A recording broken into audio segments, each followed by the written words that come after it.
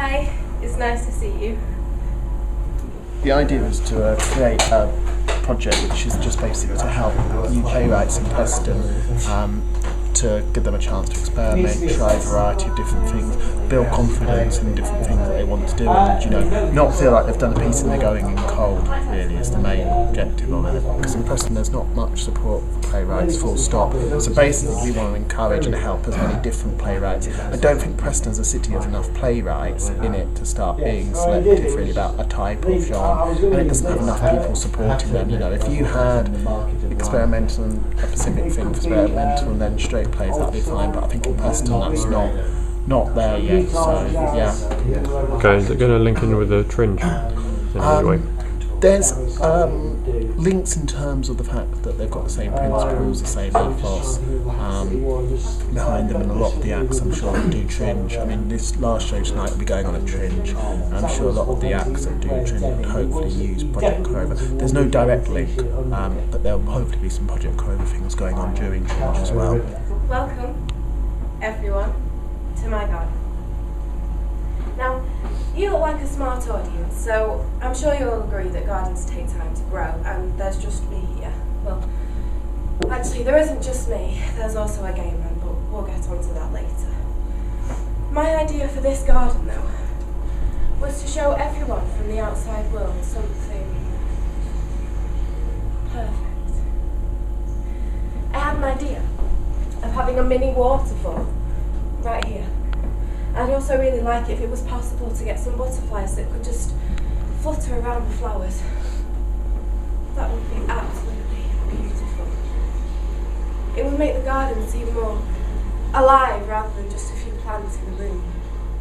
I also wanted to have a skylight installed that would allow the sun to reach on my flowers, flooding the whole garden with light when the sun is up, of course.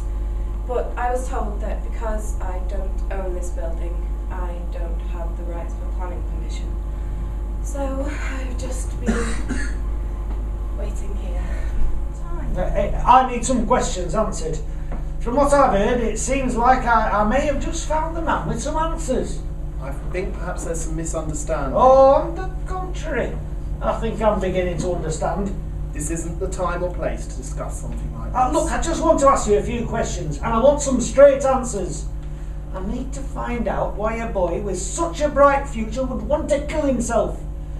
The principal assured me there was no obvious evidence of bullying, but you hear so much about it these days, and the schools always seem to be in such denial. I got the impression that the smug bastard was covering his own fat backside. I was most decidedly not satisfied with his attitude. If you thought so much of Jamie, why don't you tell me the truth about it? I'm sorry, I need to get back to school. Oh, good God, man, this won't take long. Please, Richard, not now. Jamie's only just been put in his grave.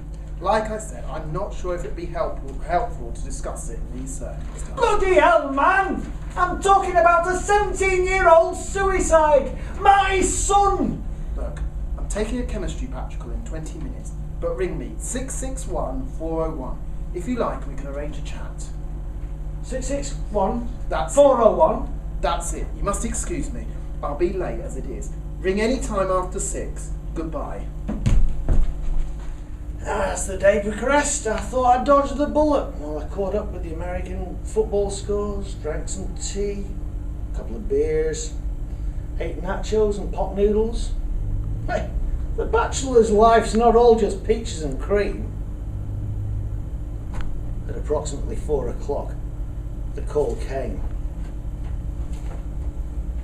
Well, found as a hog. Tried to get a goat as well. No luck there. Now, apparently, this hog was out in a place called Colville, the seat of Sonnet County Council, and some 40-odd miles from Park City. Now, Colville is a horrid little town, which begs a massive influx of illegal immigrants, boring over-the-fence gossips, Nazi commandant refugees, sheep aficionados and the like. Just to make it just a little bit interesting. I told Catfish I'd bring my cheap Cherokee down to his house and be with him in a couple of minutes. Then we'd go down the road and pick up the hog. Now, you're aware there's gonna be a live, ain't you? Back to back. And you'll need a gun.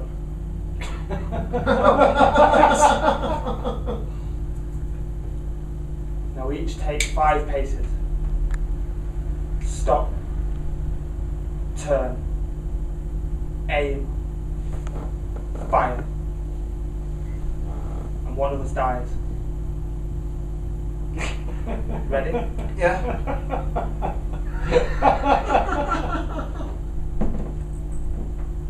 Jack. Yeah. Oh.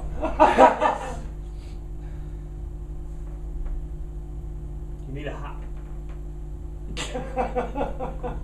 If you're going to be a cowboy, then you need a cowboy hat. Oh.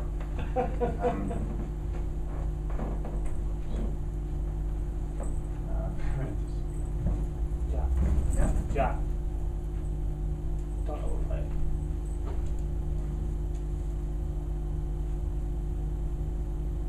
Thanks. Partner? Okay, so,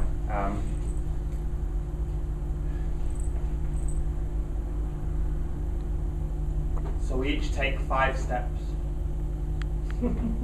Stop. Turn. Aim. Fire.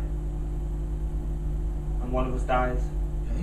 Death and the Maiden is by Chilean playwrights, Ariel Dorfman. It was written in the early 90s when Chile was dealing with the aftermath of the military dictatorship and trying to produce some kind of reconciliation in a country where terrible crimes had been committed.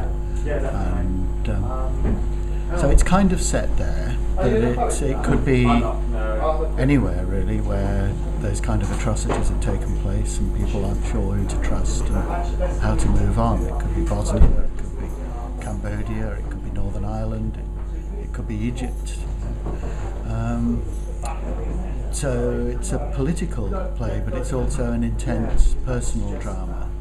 So it's just 3 characters, this couple and this guy who comes into their lives who she thinks she recognises from the past and has a chance to get some kind of redress for what happened to her, but that has consequences.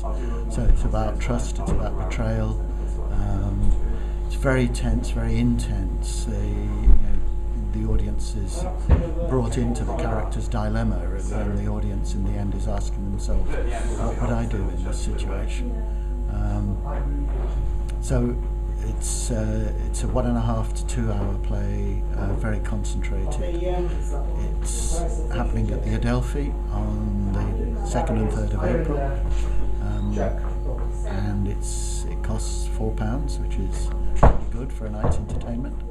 And tickets are available from Screaming Theatre. I mean, some people